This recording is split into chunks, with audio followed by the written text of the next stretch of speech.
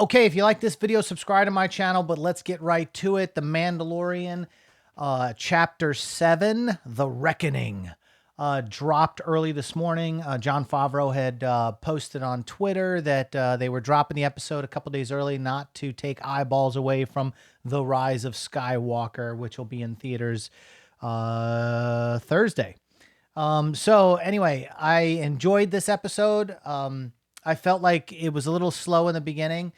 First of all, this is going to be a spoiler. I'm going to just talk about all the things that I enjoyed about the episode. So if you haven't seen it yet, don't watch this. Come back, check it out later.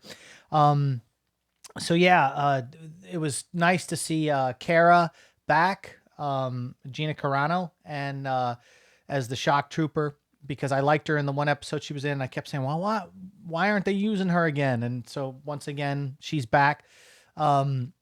And in the beginning, she's doing like a bar fight. You know, everybody's betting and stuff. And she's fighting what appears to be like one of Darth Maul's species, which is kind of cool. But this guy was massive. He wasn't like little tiny Ray Parks. But it was kind of cool. They had a nod there with the to the blue milk with the blue. It looked like blue water. Everything's blue whenever they drink something. I loved when Cara decided, you know, hey, I'll come along for the ride on this thing and do this job with you to the Mando. And they get on the Razor Crest and they are looking at all the weapons. And, you know, first thing she grabs is a thermal detonator, which I thought was awesome. You know, they go back with the clone Yoda. And they, at least I think that's my speculations, clone Yoda. Everyone keeps calling it Baby Yoda. I'm calling it Clone Yoda because I think that's what's gone down. And then we stumble upon IG-11 again, which Quill has reprogrammed.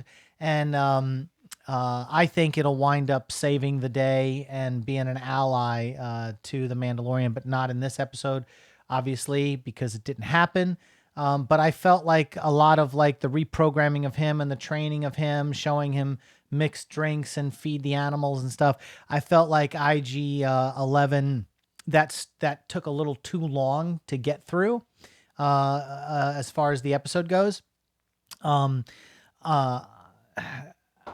loved when the Mandalorian and Cara were arm wrestling, and clone Yoda thought that Cara was hurting the Mandalorian, and he started force choking her. I was like, oh shit. That was literally my words when I sat there, because you know, it's like he seems to understand that the Mandalorian's there and to help him no matter what, and so he is going to help the Mandalorian, and force choking Cara was pretty badass.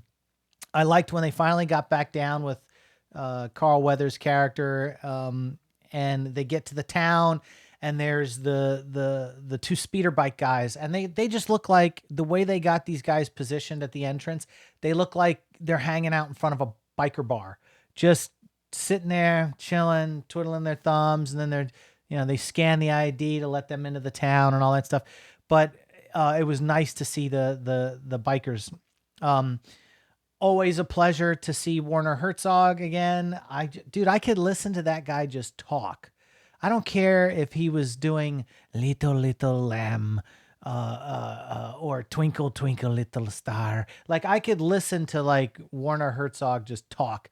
It doesn't matter what the hell he's saying. He could be doing nursery rhymes.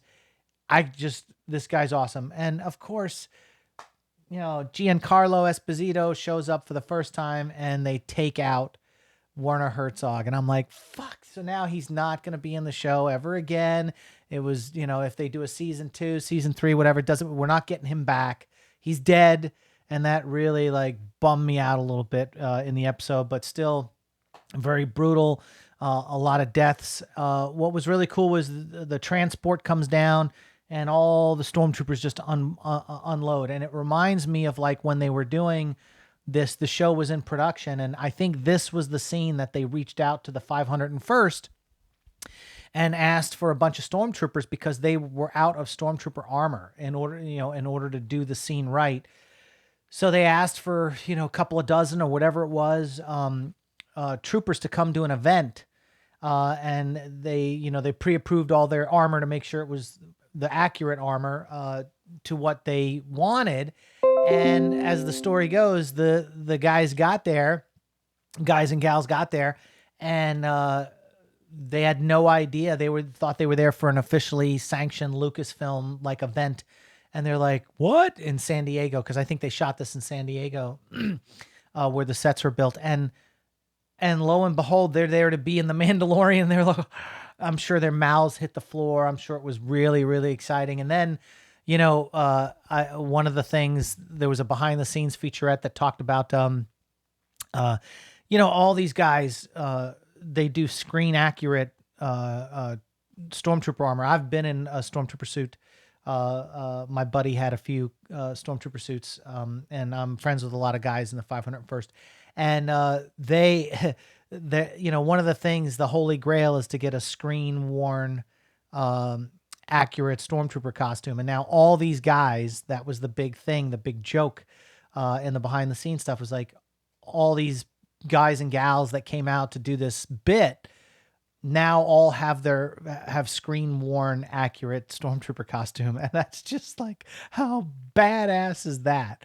Right? You could say my armor was in the Mandalorian. I mean, fantastic. So Giancarlo Esposito comes down, and he comes down in an Imperial TIE fighter. And I'll be honest with you, I don't play any of the video games or the Battlefront. I don't own a game system. As far as the expanded universe goes, I don't know a lot of the ships, but I don't think I've ever seen a TIE fighter land the way this one landed, and the TIE wings collapsed and everything. That was badass. I was like, whoa. So yeah, I mean, that was really cool. And then of course, Giancarlo Esposito comes out with the Death Troopers from Rogue One. Well, not those ones, because those were all killed, but obviously an elite squad.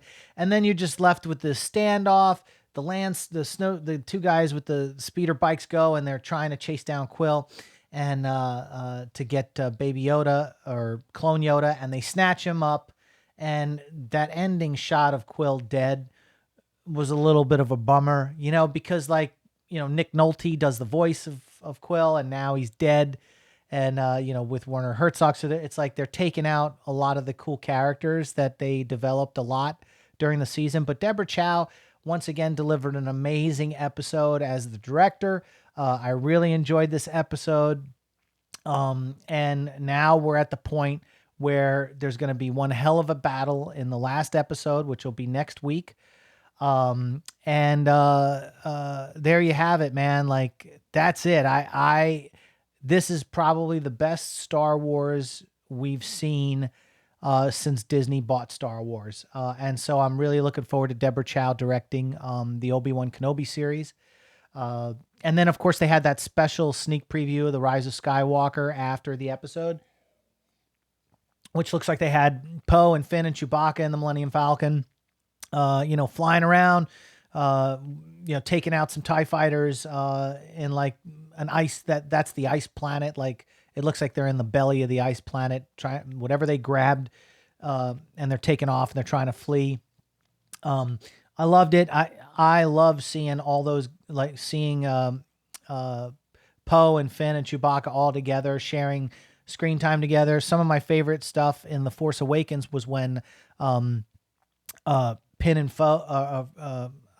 and Finn were in the TIE fighter fleeing for the first time, when he helped them escape. The camaraderie between those two, back and forth. I mean, there's really good chemistry. It's a shame, they were separated for most of The Last Jedi. It's nice to see that they're bringing all these people together.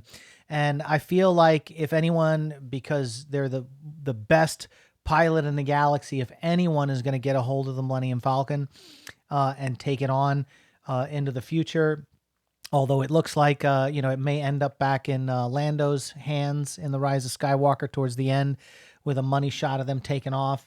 And it looks like Poe will be back in an X-Wing in the final battle. But if anybody deserves the Millennium Falcon at the end of The Rise of Skywalker, it should probably be Poe Dameron and Chewbacca flying off in that thing. That's probably the best way it should go. But anyway, I enjoyed everything, including the sneak peek. What are your thoughts, man? What did you like about The Mandalorian Chapter 7, The Reckoning? Let's talk about it in the comments section. Share this video on social media and spread it on Twitter and all that other kind of stuff. Let's help grow my channel. I'm at 435 subscribers. I'd love to hit 500 by Christmas. So share this, get this out there, man. I'd really appreciate it. And we'll see you on the next one.